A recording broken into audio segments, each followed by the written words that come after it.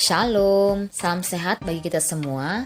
Video ini menjelaskan tentang pembahasan Bupena 5D, tema 8 lingkungan sahabat kita, subtema 2 perubahan lingkungan.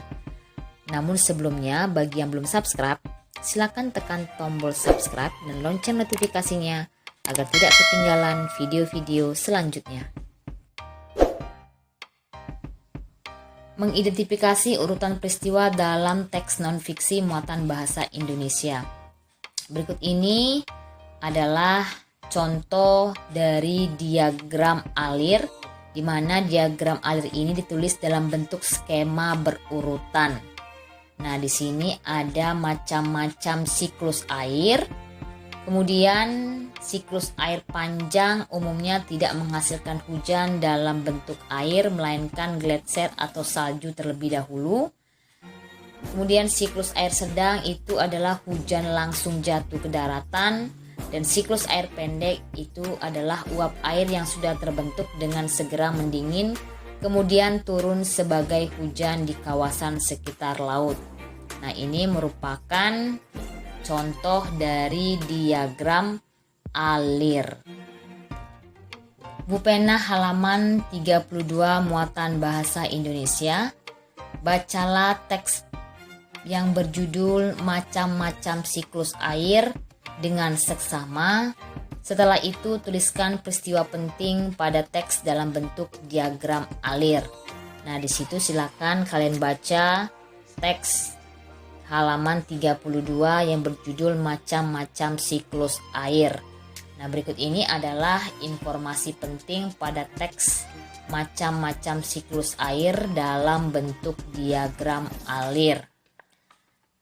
Judulnya adalah macam-macam siklus air. Siklus air itu ada 3 macam, yaitu siklus air panjang, siklus air sedang, dan siklus air pendek. Masing-masing siklus ada penjelasannya. Siklus air panjang umumnya tidak menghasilkan hujan dalam bentuk air, melainkan gletser atau salju terlebih dahulu. Kemudian siklus air sedang itu adalah hujan langsung jatuh ke daratan akibat adanya pergerakan angin yang membawa awan ke atas daratan. Kemudian siklus air pendek adalah uap air yang sudah terbentuk dengan segera mendingin kemudian turun sebagai hujan di kawasan sekitar laut.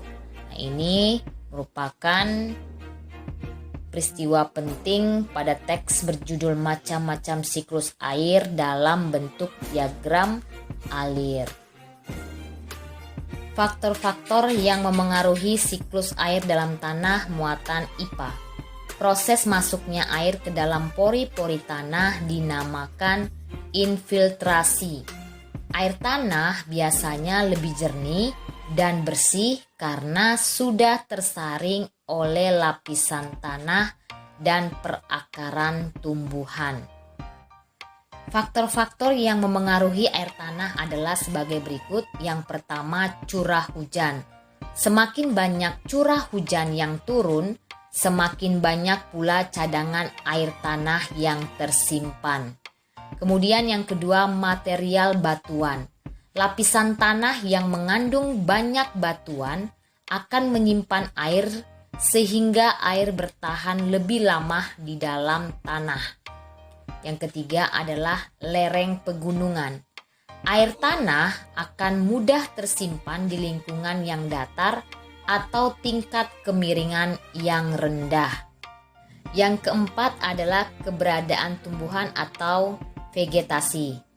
Tumbuhan berperan dalam menggemburkan tanah sehingga air hujan dapat terserap dan tersimpan dengan baik di dalam tanah. Pola lantai gerak tari muatan SBDP. Pola lantai dapat berupa garis lurus atau garis melengkung.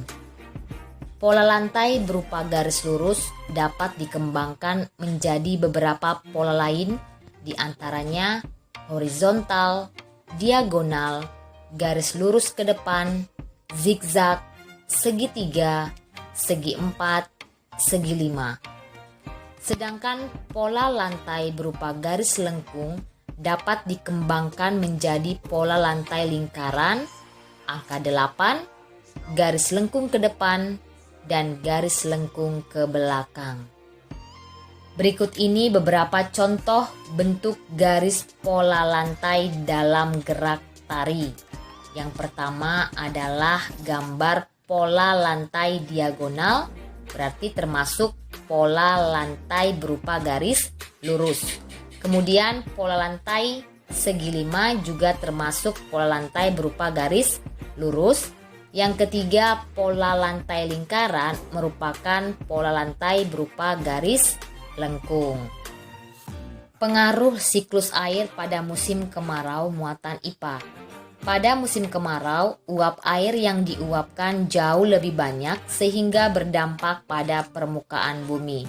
Perhatikan pada gambar terlihat tanah retak-retak merupakan salah satu dampak dari musim kemarau. Musim kemarau yang berlangsung terus-menerus dapat menyebabkan hal-hal berikut. Yang pertama, berkurangnya sumber air minum. Yang kedua, persawahan menjadi kering dan tanah menjadi retak-retak. Yang ketiga, banyak hewan yang akan mati karena tidak mendapatkan sumber air. Yang keempat, gagal panen karena banyak tumbuhan yang layu dan mati. Dan yang kelima, penambak tidak dapat membudidayakan ikan dan hewan air lainnya. Bu Pena halaman 36 muatan IPA. Kita akan menjawab soal-soal berikut. Yang pertama, jelaskan apa yang dimaksud dengan evaporasi. Evaporasi merupakan penguapan air dari permukaan bumi menuju atmosfer karena panas matahari. Yang kedua, apa hubungan musim kemarau terhadap siklus air? Jawabannya adalah pada musim kemarau, uap air yang diluapkan jauh lebih banyak sehingga berdampak pada permukaan bumi.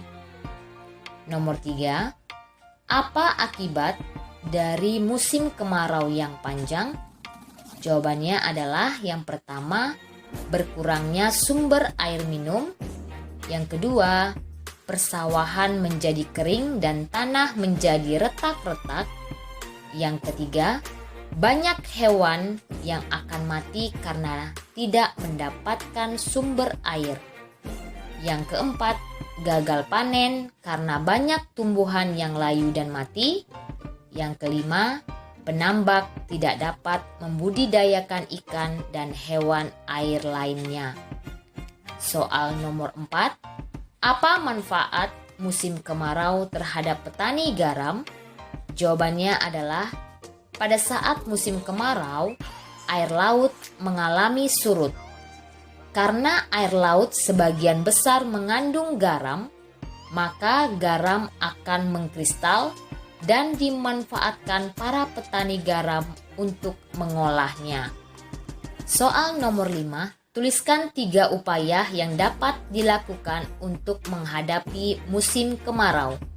Jawabannya adalah menutup keran air jika tidak sedang digunakan. Dalam hal ini berarti kita menghemat air. Kemudian membuat penampungan air, menanam tanaman palawija seperti jagung yang tidak banyak memerlukan air. Fungsi dari kata tanya muatan bahasa Indonesia. Kata tanya apa itu berfungsi menanyakan keadaan, perilaku, atau penjelasan isi teks. Kemudian yang kedua, di mana berfungsi menanyakan tempat suatu peristiwa berlangsung, lokasi yang akan dituju, serta tempat yang sedang digunakan dalam teks. Kemudian kata tanya yang ketiga, kapan, menanyakan waktu terjadinya suatu keadaan atau peristiwa, jam, hari, tanggal, bulan, tahun, ataupun lamanya sebuah kejadian dalam teks. Yang keempat, kata tanya siapa, menanyakan pelaku yang terkait atau turut serta dalam suatu peristiwa atau kejadian dalam teks. Yang kelima, mengapa? Menanyakan alasan atau sebab sebuah peristiwa terjadi dalam teks. Nomor 6, bagaimana? Menanyakan cara atau proses sebuah peristiwa berlangsung serta untuk menanyakan keadaan atau kejelasan satu hal dalam teks. Yang ketujuh, berapa? Menanyakan banyak, jumlah atau satuan dan berupa angka. Bu Pena halaman 38 muatan bahasa Indonesia. Bacalah teks pada Bu Pena halaman 37 dengan seksama yang berjudul Kemarau Kering Picu Kebakaran Lahan. Kemudian kita akan membahas soal-soal yang ada di Bu Pena halaman 38. Silakan kalian baca teks yang berjudul Kemarau Kering Picu Kebakaran Lahan. Soal yang pertama, peristiwa apa yang terjadi pada teks tersebut? Jawabannya adalah kebakaran hutan. Kemudian nomor 2, apa yang memicu peristiwa tersebut? Jawabannya adalah kemarau kering dan aktivitas manusia yang menyalakan api di sekitar hutan. Soal nomor 3, apa saja kerugian pada peristiwa tersebut? Jawabannya adalah puluhan hektar hutan terbakar. Jika hutan terbakar, maka yang terjadi hewan-hewan kehilangan tempat tinggal dan asap kebakaran hutan itu bisa menimbulkan polusi atau pencemaran udara. Mengidentifikasi jenis usaha perseorangan. Usaha ekonomi yang dikelola perseorangan biasanya memiliki modal terbatas, sehingga jenis barang yang dihasilkan pun juga terbatas. Akan tetapi, keuntungan yang diperoleh dari usaha tersebut dapat dinikmati sendiri oleh pemilik. Meskipun memiliki modal terbatas, usaha perseorangan dapat dikembangkan sesuai dengan keinginan pemiliknya. Berikut ini adalah contoh usaha perseorangan. Yang pertama, usaha pertanian. Yang kedua, usaha perdagangan. Yang ketiga, usaha jasa. Yang keempat, industri perseorangan. Sikap terhadap keunikan adat istiadat daerah tertentu di Indonesia. Setiap suku memiliki adat istiadat. Adat istiadat adalah perilaku budaya dan aturan-aturan yang diterapkan dalam masyarakat secara turun-temurun. Oleh sebab itu, biasanya terdapat sanksi sosial bagi mereka yang melanggar atau tidak menjalankan adat istiadat itu. Adat istiadat mengandung nilai-nilai luhur yang berasal dari nenek moyang sehingga menjadi pedoman dalam kehidupan sehari-hari bagi masyarakatnya. Kita harus menghargai adat istiadat tiap daerah dimanapun kita berada. Hal itu dapat dilakukan antara lain dengan cara berikut. Yang pertama, mempelajari adat istiadat daerah yang akan kita kunjungi. Yang kedua, mematuhi aturan dalam adat istiadat di tiap daerah. Yang ketiga, tidak melakukan hal-hal yang dilarang dalam adat istiadat daerah tertentu. Bu Pena halaman 42 muatan PPKN. Soal 1A, perhatikan gambar berikut. Di situ ada upacara adat Ngaben. A. Upacara adat dari daerah mana pada gambar tersebut? Jawabannya adalah Ngaben itu berasal dari Bali, Indonesia ya. Kemudian B, apa tujuan upacara adat tersebut dilakukan? Ngaben itu dilakukan untuk mengirim jasad pada kehidupan mendatang. Yang C, apa yang kamu lakukan jika kamu diundang dalam perayaan adat dari daerah yang berbeda dengan daerah asalmu? Jawabannya adalah menghargai adat istiadat tiap daerah dimanapun kita berada.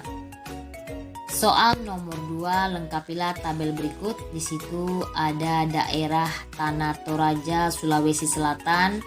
Kegiatan adat istiadatnya adalah Rambu Solo dan Rambu Tuka. Sikap menghargai adat istiadat adalah kita menghargai adat istiadat tiap daerah dimanapun kita berada. Kemudian ada lagi daerah Kampung Baduy, Banten. Nama kegiatan adat istiadatnya adalah Seba. Sikap menghargai adat istiadat adalah menghargai adat istiadat tiap daerah dimanapun kita berada. Kemudian Kampung Naga, Tasikmalaya.